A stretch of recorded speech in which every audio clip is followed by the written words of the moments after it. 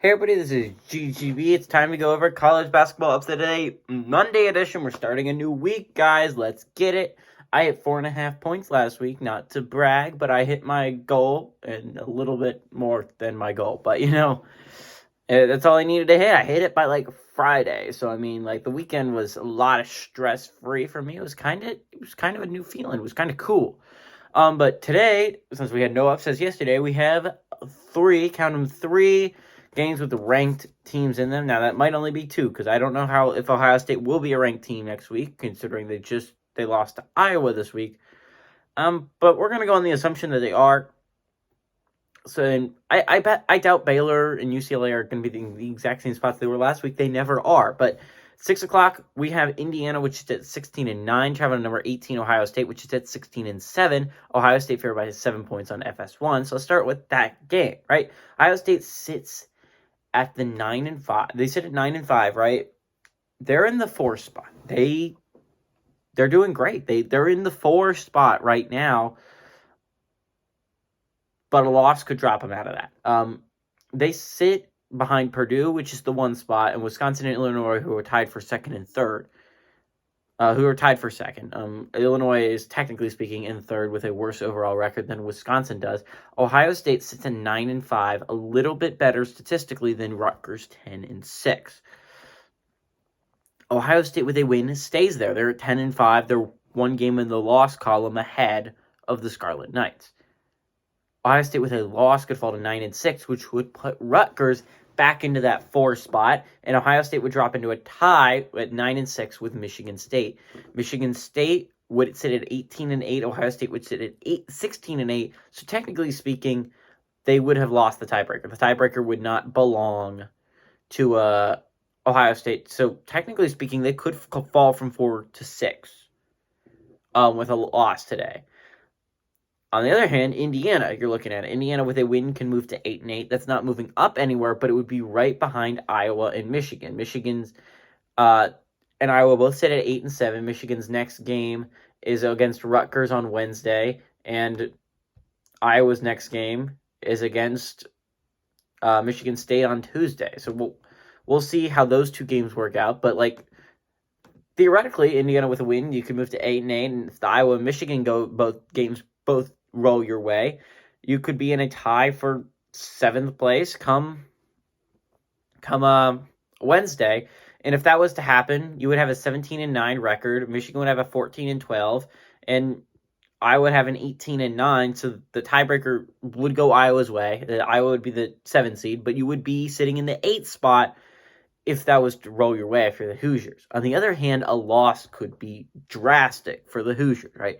You lose this game, you fall to 7-9. Isn't that, not only is that 2 games behind, really, quite possibly Iowa and Michigan if certain things go your way.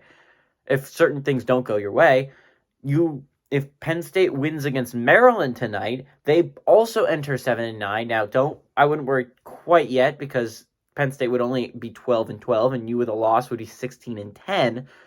You still have the tiebreaker that way, but Penn State would be closing in on you. They'd be very close to passing you for that 9 seed. And I'd like to point out how important that 9 seed is.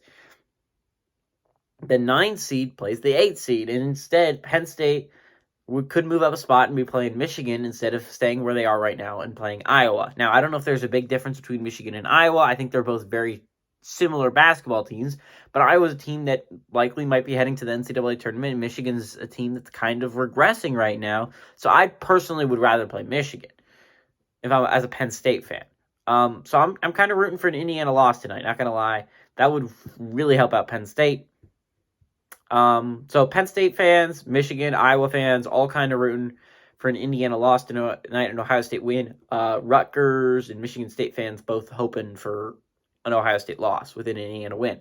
Then we have the Big 12. 8 o'clock, we have number 7 Baylor, which is at 22-5, traveling to Oklahoma State, which is at 13-13. Baylor favored by 4.5 points on ESPN. So Baylor right now sits 1 game back in the win column, 2 in the loss, behind Kansas, right? Kansas has a pretty sizable lead on this thing, but again, anything can change. You with a win today. If you're Baylor, you're sit at 11-4. You break the tech. So right now they're in a technical tie with Texas Tech for second place, right? They both sit at 10-4 in record, and the only reason why Baylor is sitting ahead of Texas Tech right now is because they're one game better overall wise. Baylor with a win can move to 11-4 and break that tie, so it wouldn't come down to a tiebreaker, and you would be only 2 games back in the loss column from passing Kansas. Anything's possible. You could end up getting that 1 seed back. Now, with a loss here for Baylor, you could fall to 10-5, which would launch Texas Tech into the second place, and you would fall into third place. That's what's going to happen with Baylor anyways. Texas is not all that close to them.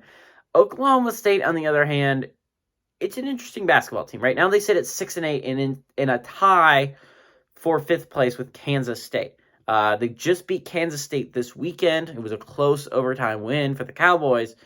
But Oklahoma State with a win can move to 7-8 and ahead of Kansas State, at least for now, into the 5 spot in the Big 12.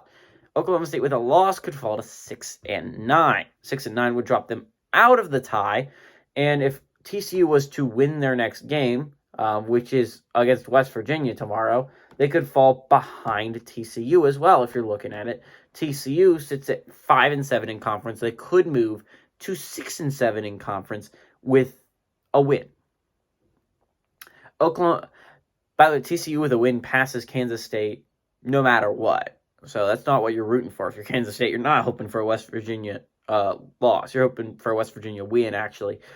But Oklahoma State with a win moves into 5th place. With a loss, they could fall to they would break the tie and just be in 6th place, not in a tiebreaker.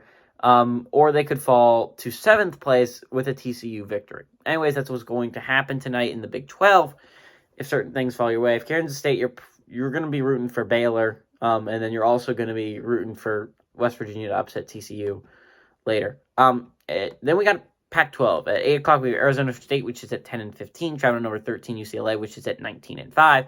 UCLA favored by 14 on FS1. So the interesting thing about this game is while Arizona State is underdogs by double digits, they're also considerably one of the hotter teams in the Pac-12. Now, I understand Arizona is the hottest team in the Pac-12 with an 8-game winning streak.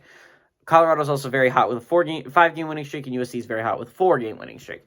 But beside those top 5 teams, Arizona State's one of the hotter bottom teams. They've won 3 straight now. They sit at 6-9 in conference, and this is a big game for them.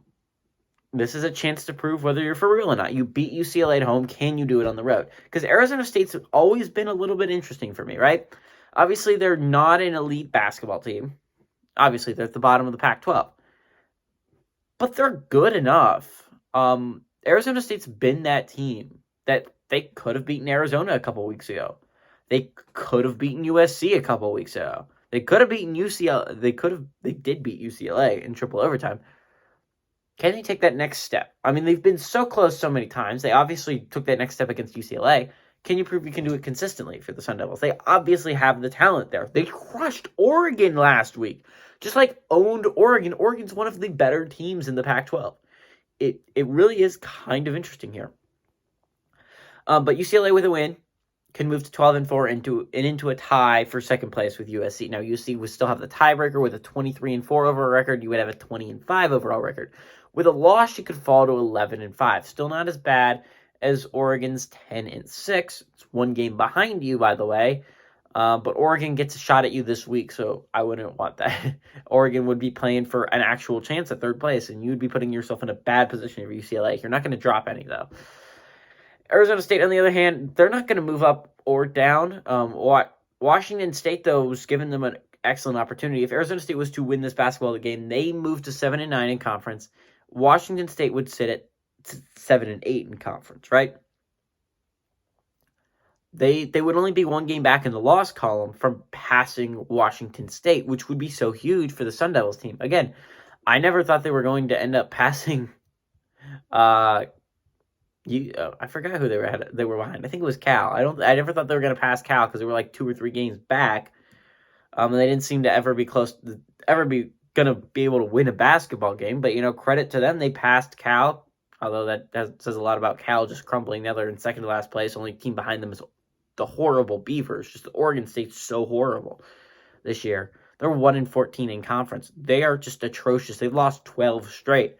But you're looking at it, if you're an Arizona State fan, you have a chance to actually start moving up the Pac-12 order of things, and that would be so huge if I was a Sun Devils fan, of actually showing hope. Again, with a loss, not going to happen. It matter much. You sit at 6-10. Utah's the closest team at 4-13. It is like, it's not all that close, guys. I wouldn't be too worried about it.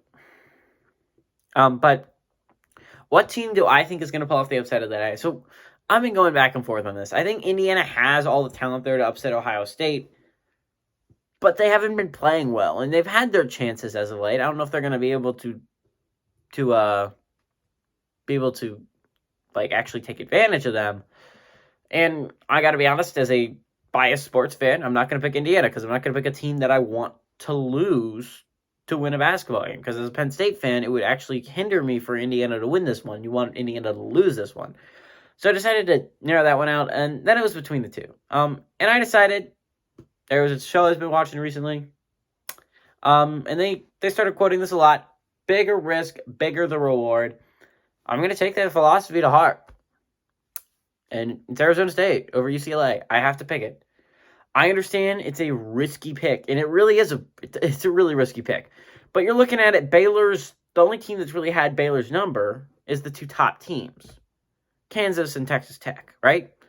No other team has been able to really come close to beating them. Even the Longhorns, which is a really good basketball team, haven't really come close to beating Baylor. Texas Tech swept them, and Kansas did beat them.